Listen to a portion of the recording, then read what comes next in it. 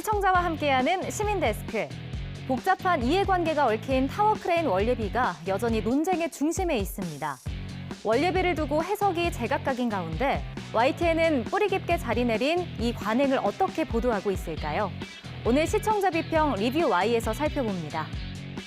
이번 주 에필로그 Y에서는 한국 야구의 미래를 위한 대안을 모색해봅니다.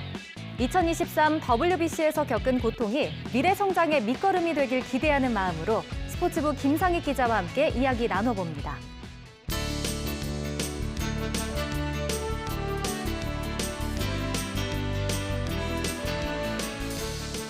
시청자 여러분 안녕하십니까, 김영수입니다. 오는 4월 8일 제10회 남산 가족 걷기 대회에 시청자 여러분을 초대합니다.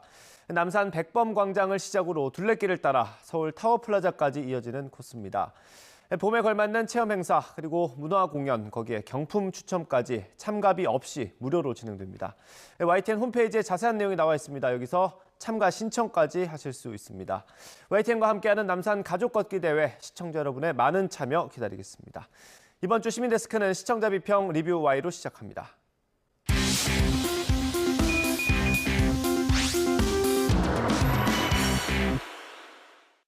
네, 세 분 어서 오십시오. 안녕하십니까?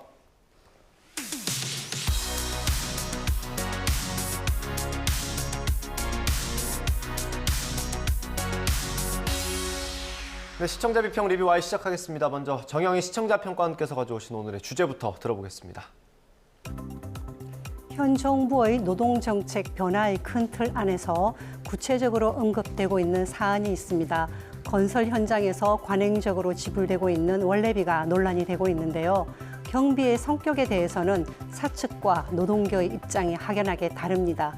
오늘 리뷰와의 시간에서는 YTN이 다룬 원래비 갈등에 대한 보도를 살펴보도록 하겠습니다.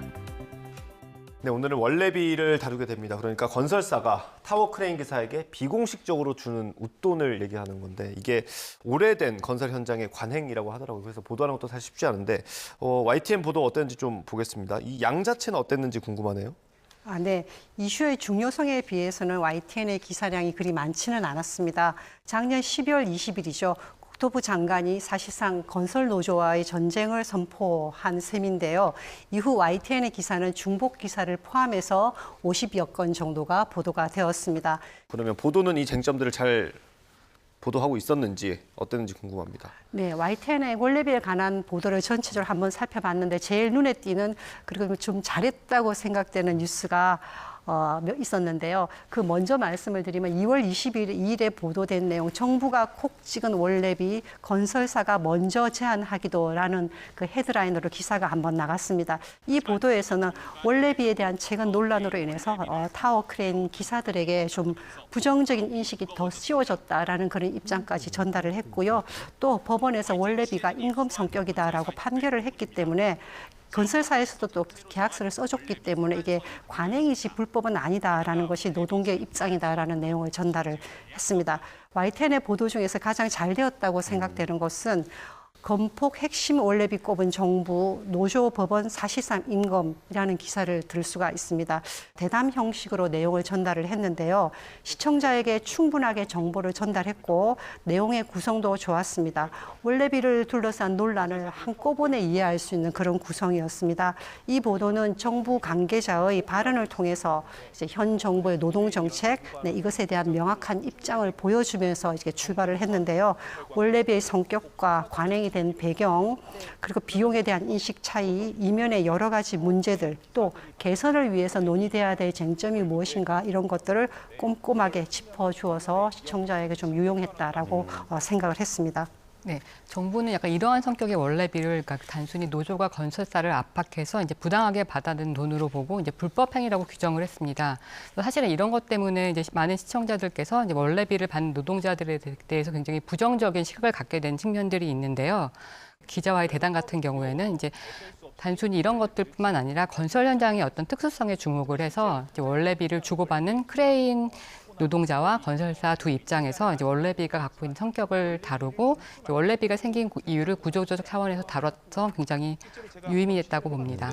네, 그렇습니다. 금방 말씀하신 대로 그 이후에 여러 가지 엮여 있는 여러 논란들, 뭐 노조의 채용 강요라든지 파업의 문제라든지 아니면 노조의 해계 문제 같은 이런 여러 가지들이 이 원래비 문제와 어떻게 연결이 되는지에 대한 지점도 이해를 좀 할 수가 있었습니다. 무엇보다도 공사 현장에서 지켜지지 않는 안전 수칙과 그리고 건설 현장의 기형적인 다단계 구조, 즉 불법 하도급에 대해서 인식을 시켰기 때문에 아주 좋은 뉴스라고 판단을 했고요. 보도 내용도 알찼지만 전달의 양식도 굉장히 적절했다라고 생각을 합니다. 원래비의 성격과 법원의 주요 판결들, 1심 판결까지도 물론 꼼꼼하게 짚어줬고요. 그리고 건설 현장의 하도급 구조를 이렇게 그래픽으로 전달을 해서 시청자 이해를 도왔다고 생각을 했습니다. 네, 그러니까 정부의 주장처럼 원래비가 이제 부당한 어떤 금품 요구로 보기보다는 앞서 말씀드린 것처럼 노동자와 건설사 두 당사자의 이해관계가 맞아서 이제 어떤 관행의 측면에서 이루어졌다는 것들을 이야기를 하면서 크레인이 운용될 때 어떤 구체적 사례를 통해서 이것들이 왜 관행화됐는지를 좀 설명을 하고 있습니다. 그렇기 때문에 어떤 일방적인 뭐 이제 정부가 얘기를 하는 것처럼 원래비 척결만으로는 현재 사안을 좀 해결할 수 없다라는 것을 지적을 하고 있습니다. 원래비라는 게 단순히 이걸 주고받지 않는다고 해결되는 문제가 아니라 원래비를 없애면서 이제 원래비에서 비롯된 어떤 안전을 무시하는 건설 현장의 관행을 함께 없애는 게 이제 핵심이라는 건데요. 연장선상에서 지금 어떤 정부가 이제 건설 현장에 굉장히 불법 행위가 만연해 있다고 이제 보면서 노동자와 노조만을 굉장히 비난을 하거나 규제를 하는 측면들이 강하게 있는데요. 이뿐만 아니라 건설사랑 어떤 불법 하도급 문제들도 함께 짚어야 이제 문제를 해결할 수 있다는 점들을 얘기를 하고 있습니다. 특히 이제 어떤 하청과 재하청이 반복이 되면서 노동자들의 임금이 깎이는 부분들이 있고 이제 이과 관련해서 노조가 도움을 청하게 되면서 어떤 이것들이 노조의 채용 강요랑 연결되는 지점도 함께 다루고 있는데요. 건설 현장의 문제로 많이 언급되고 있는 노조의 채용 강요 같은 것들을 단순 어떤 불법 행위로만 볼 것들이 아니라 어떤 다단계 하도급 이슈랑 함께 좀 분석을 해서 보는 것들이 필요하다고 이제 제안을 하고 있습니다. 예, 저희가 이 원래비를 다루면서 어렵다고 계속 언급을 하고 있는 게 이게 눈에 보이는 것도 많지만 눈에 보이지 않는 것도 되게 많아서 보도하기 좀 어려웠을 것 같습니다, 시장님. 맞습니다. 이 어떤 관행이 굳어진 거는 그만한 그 이해관계가 맞물려 있는 거기 때문에 굉장히 어렵습니다. 말만 들어가지고는 어느 한쪽이 크게 잘못한 것 같은데 또 양쪽 얘기를 다 들어보면은 그만한 이유가 있었던 걸 알게 되는 그런 경우가 많은데 원래비가 예를 들면 이제 그런 것 같습니다. 그렇기 때문에 이거를 건설 현장의 어떤 대표적인 폭력이다 이렇게 딱 그 단정 짓기에는 좀 무리가 있어 보이고요. 다만 이게 어떤 판결은 이거 임금 성격이라고 한 것이 최근 판결이고 또 과거의 판결에는 임금이 아니다라고 판결을 내린 경우도 있다고 합니다. 그러니까 법원에서도 그렇게 논란이 있는 것은 또 사실이거든요. 그렇기 때문에 이 문제를 좀 다각적으로 다뤄야 되는데 조금 전에 말씀하신 것처럼 이제 뭐 불법 하도급 문제라든지 그다음에 또 현장에서 많이 지적되는 게 이제 외국인 노동자의 불법 고용 문제 그런 문제도 나오고 또 사실 아까 조금 전에 말씀하신 그 노조의 채용 강요 문제 그다음에 노조 간부의 횡령 문제 이런 문제들이 어떻게 보면 좀 한 번은 다 같이 다뤄져야 될 문제가 아닌가 이렇게 생각이 되고요.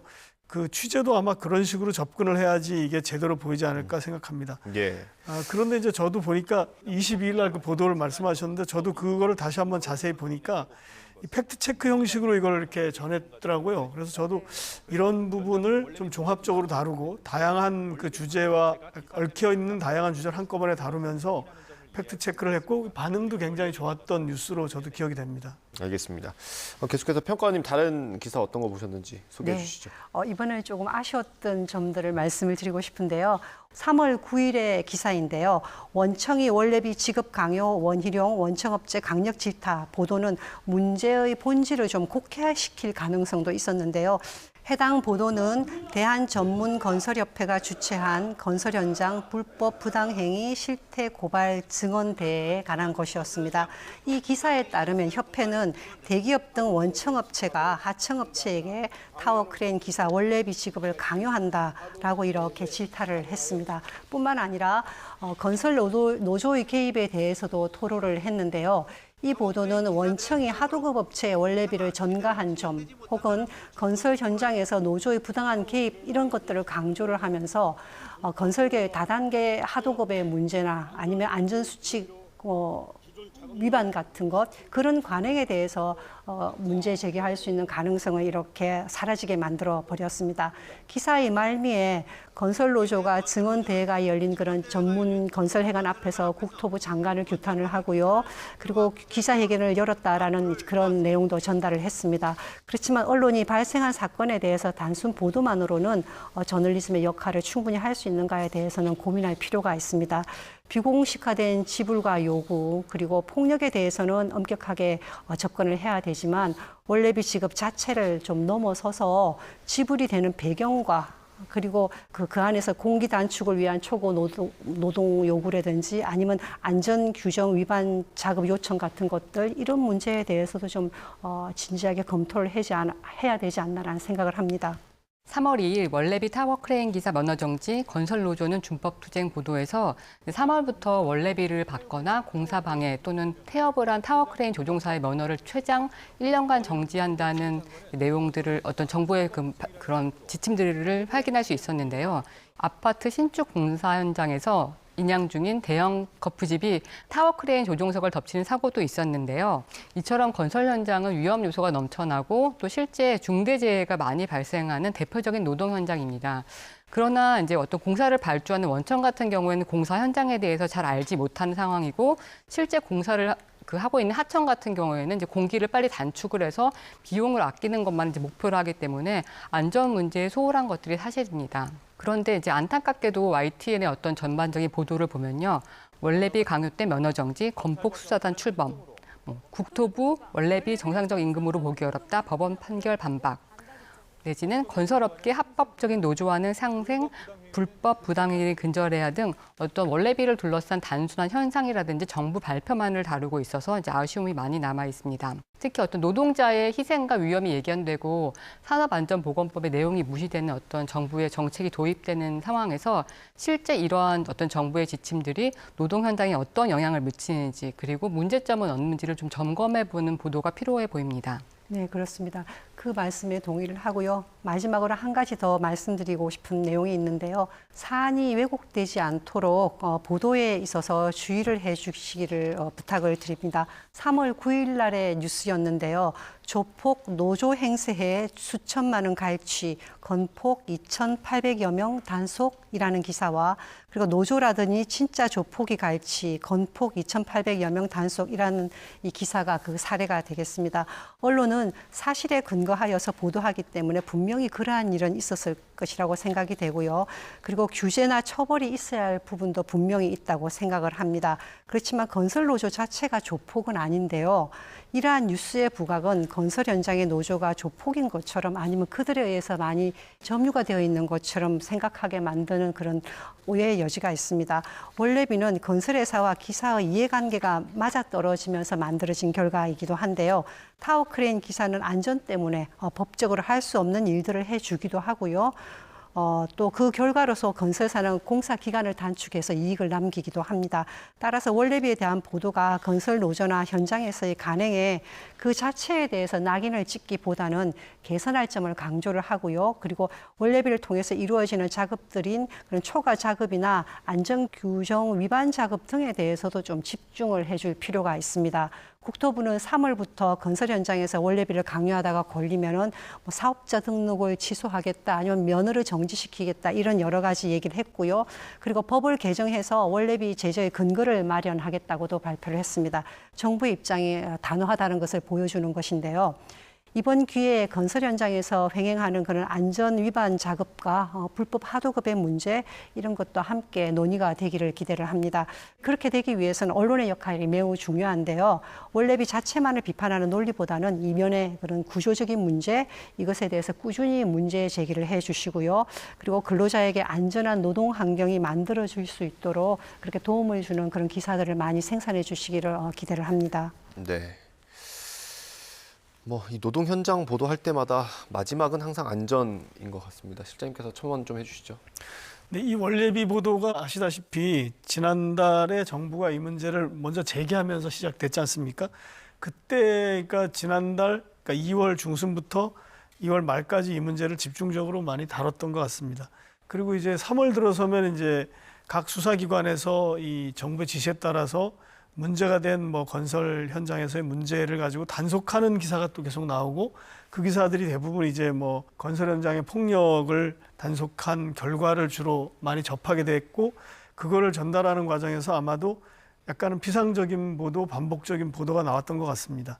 그리고 이제 중간중간에 정부가 어떤 대책이라고 내놓는 어떤 규정을 새로 만든다든지 또 강화한다든지 하는 부분은 말씀하시고 지적하신 것처럼 그것이 현장에서 어떤 영향을 주는지 그런 것들은 저희가 좀 더 세심하게 계속 후속 취재를 해야 될 것 같다 이런 생각을 했고요.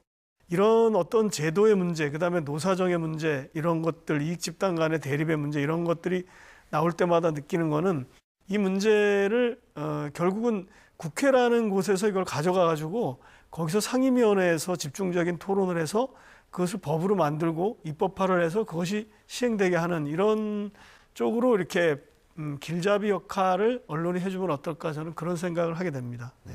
알겠습니다. 오늘 리뷰와의 내용 정리 한번 해보겠습니다. 이것만은 꼭 시간입니다. 평가원님부터 들어보겠습니다. 갈등 사안에 대한 단순 사실 보도만으로는 저널리즘 역할에 충실할 수 없다라고 말씀을 드리고 싶은데요.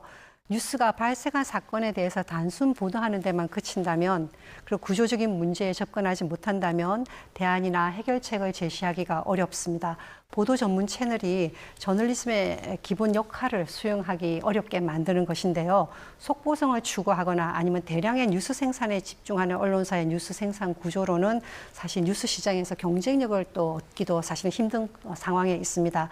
하나의 사안에 대해서 여러 방면으로 바라보면서 전문가의 의견을 종합하고요. 그리고 심층적으로 탐구해서 보도하는 그런 열정이 필요한 때가 아닌가라고 생각을 합니다. 네, 다음 박사님 한 줄 평 들어보겠습니다.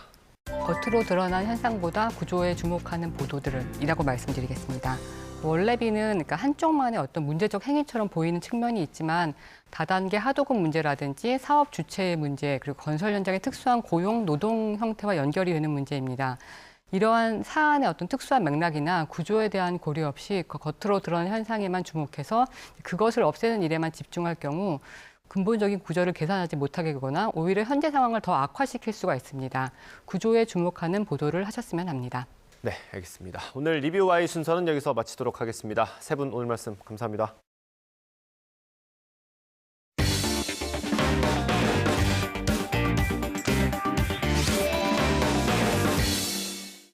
지난 20일 일본의 승리로 WBC가 막을 내렸습니다. 안타깝게도 우리 야구 대표팀은 3회 연속 1라운드 조기 탈락이라는 수모를 겪었습니다.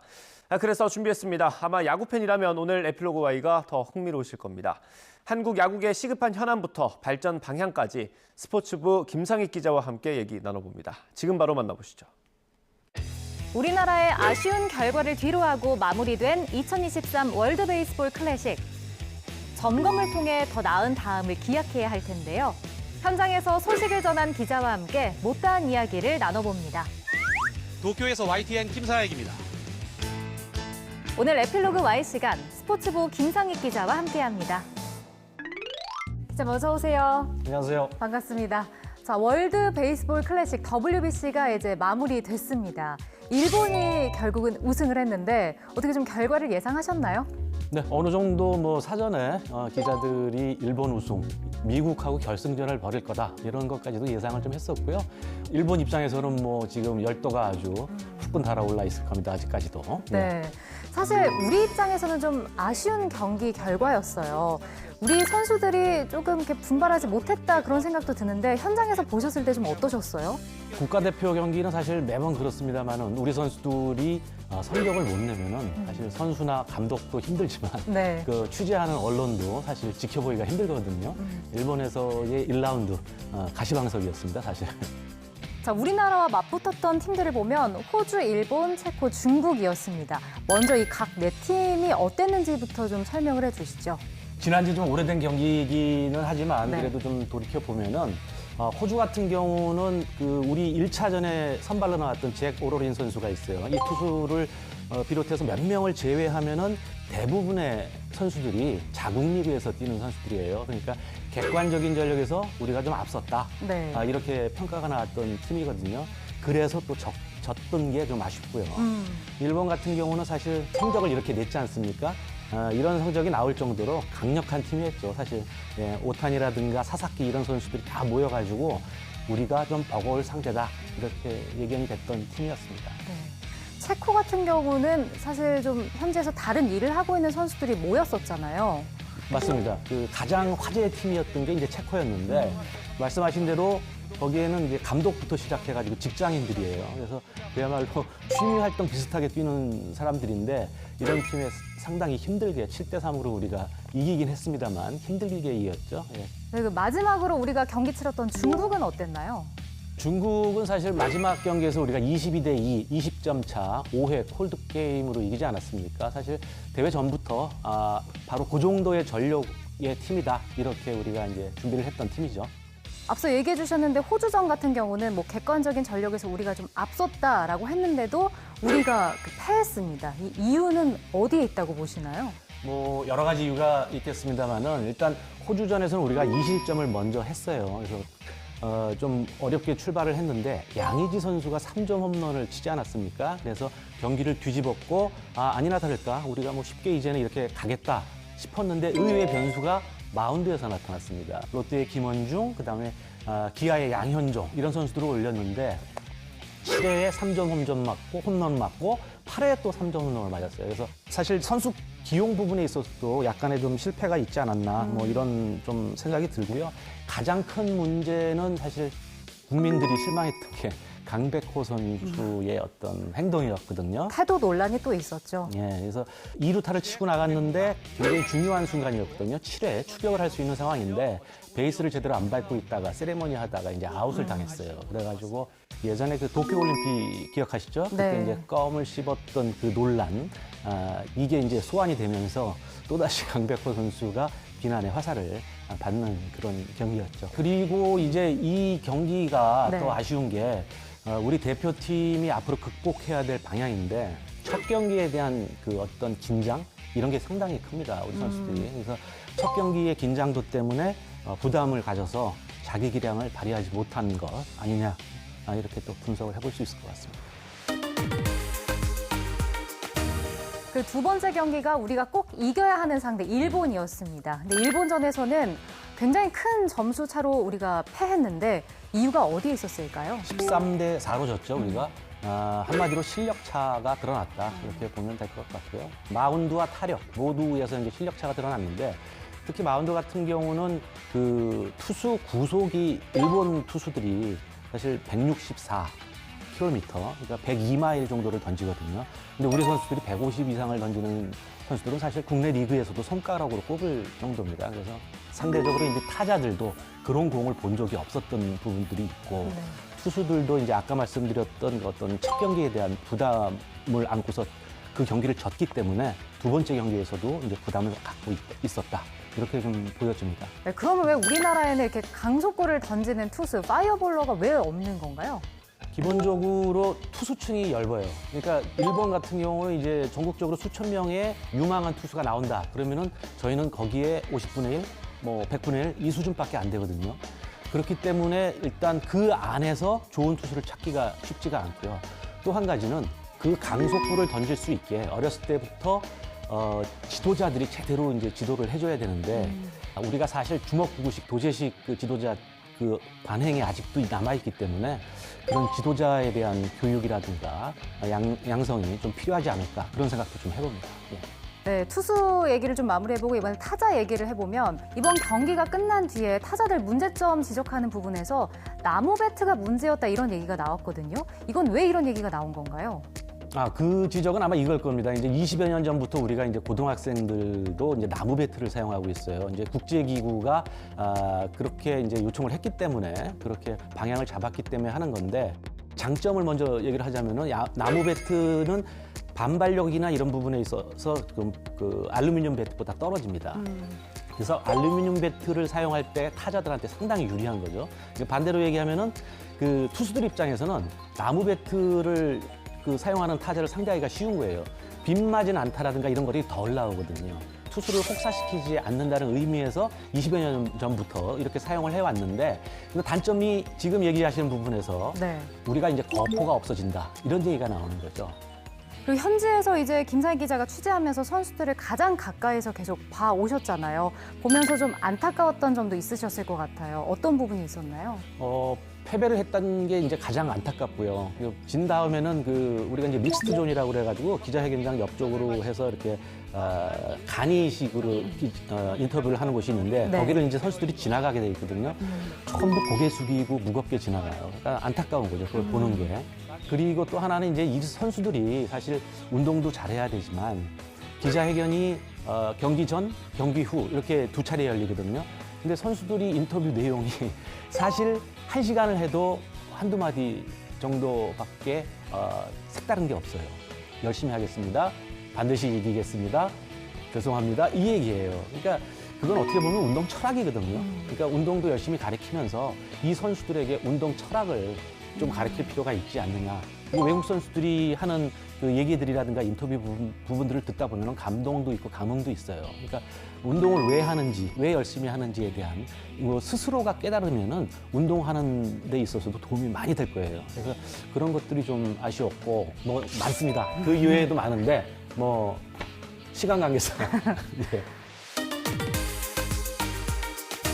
이번에 WBC 경기가 끝난 뒤에 참패 요인에 대해서 굉장히 많은 의견이 있었는데요. 그중에 세대 교체 의견도 있었어요. 이 부분에 대해서는 어떻게 생각하세요? 맞는 얘기죠. 예, 그리고 늘 나왔던 얘기고요, 우리가. 사실 이 대회가 시작되기 전에 지금 SSG에서 뛰고 있는 추시순 선수 논란이 한 번 있었는데 언제적 김광현이고 언제적 양현종이냐 이런 얘기를 하면서 조금 고참들이 너무 많은 거 아니냐 이런 얘기를 했는데 사실은 이 얘기들이 팬들한테는 조금 비난을 받았어요. 여러 가지 이유들로. 근데 결과론적으로 보면은 그 얘기가 과히 그렇게 틀린 얘기는 아니었던 걸로 지금 사실 보여지고요. 그 선수들이 사실 나이가 먹으면서 기량도 떨어질 테고 국가대표라는 어떤 의무감이라든가 이런 자세도 좀 달라질 수 있기 때문에 그런 부분에서는 우리가 좀 더 빨리 세대 교체를 단행했어야 되지 않느냐 이런 아쉬움이 좀 있습니다. 예. 네. 그 또 하나의 이번 경기를 졌던 이유 중에 하나가 그 이강철 감독의 뭐 패착이다, 전략 실패다 이런 얘기도 있더라고요. 이건 어떻게 생각하세요? 좀 잔인한 얘기인데요. 네. 그 감독은 결과적으로 이제 승패로 이제 얘기를 듣기 때문에 만약에 이겼다면 또 다른 얘기가 나왔을 수 있을 겁니다. 하지만 그건 사실이에요. 현장에서 보이는 어떤 선수 기용이라든가 그 투수 교체 타이밍 이런 거에 아쉬움은 있었어요. 이강철 감독의 스타일이 경기가 끝나고 나면은 기자실에 와서 기자회견을 하면서 맨 처음 모두 발언으로 한 20초를 얘기를 하는데 거기에 경기의 모든 것을 녹여서 솔직하게 얘기를 해요. 일본전 끝났을 때는 그런 얘기를 했었어요. 김광현에 대해서 빨리 바꾸지 못한 게 오늘 제 실수다. 선수들은 열심히 했는데 내가 잘못했다. 이런 얘기를 하는데 절묘하게 그 교체 타이밍들이 우리하고 좀 안 맞았던 그런 기억이 있습니다. 예. 그럼 김 기자께서 생각하시기에 한국 야구가 좀 어떻게 개선해서 발전해 나가야 된다고 생각하시나요? 여러 가지가 있습니다만은 과거 하다가 지금 중단된 상태인데 감독 전임제 다시 한번 좀 고려를 해봐야 될 것 같습니다.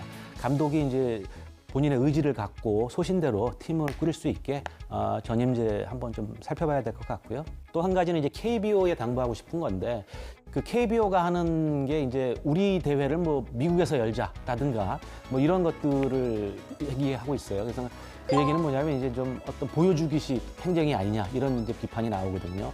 그런 것들보다 지금까지 우리가 얘기했듯이 좋은 선수를 육성할 수 있는 그런 어떤 뒷받침을 해줘야 되는 게 KBO가 아닌가 이렇게 생각이 듭니다. 네. 마지막으로 코로나19로 1년 연기된 항저우 아시안게임이 올해 9월에 열리는데 여기서 우리 한국 야구 대표팀이 어떻게 좀 꾸려져야 할지 또 어떻게 준비를 해야 할지 생각을 얘기해 주신다면요. 이번 항저우 아시안 게임은 이번 대회와는 달리 WBC와 달리 이제 25세 이하 선수들로 꾸려질 텐데 아시안 게임은 이제 메달이 이제 있는데 금메달을 딸 경우에 병역 혜택이 주어집니다. KBO가 됐든 어디가 됐든 선수 구성하는 데 있어서요. 그 좀 병역 혜택 선수를 바라본 그런 선수 선발을 하지 말고 가장 최고의 선수들을 모아서 최고의 전력으로 한국 야구 아직 정상에서 내려오지 않았다. 이런 것들을 한번 좀 보여줬으면 하는 그런 생각이 간절합니다. 네. WBC 아쉬움은 뒤로 하고 전열을 가다듬어서 앞으로 한국 야구가 좀 더 앞으로 나아갔으면 하는 그런 바람입니다. 우리 김상익 기자도 앞으로 그 생생한 현장 소식 전해주시길 기대하겠습니다. 오늘 함께해 주셔서 고맙습니다. 고맙습니다.